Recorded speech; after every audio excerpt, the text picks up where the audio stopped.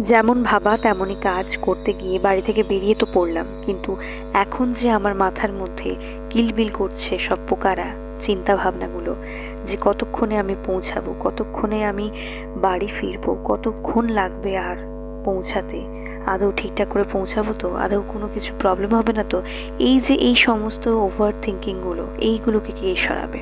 Patience level আমার বড্ড কমে যাচ্ছে এবারে। যতক্ষণ না আমি বাস থেকে নামছি ততক্ষণ এই জিনিসগুলো আমার মাথা থেকে একদমই বেরোবে না এখন।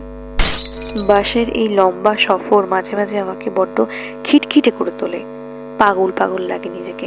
মনে হয় এই বুঝি আমি হারিয়ে গেলাম, এই বুঝি অন্য স্টপেজে চলে গেলাম, এই বুঝি কন্ট্রাক্টর কাকু আমাকে আমার স্টপেজের কথা বলতেই ভুলে গেল।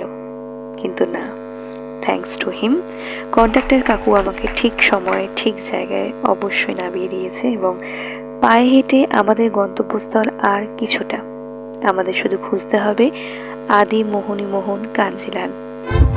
অবশ্যই ওই যে দেখা যায় আদি মোহনী মোহন কাঞ্জিলাল, এবং তার পাশেই রয়েছে আমাদের সেই গন্তব্যস্থল যেখানে যাওয়ার জন্য আমরা এতটা জার্নি করে এসেছি, বিদ্যাসাগর টাওয়ার।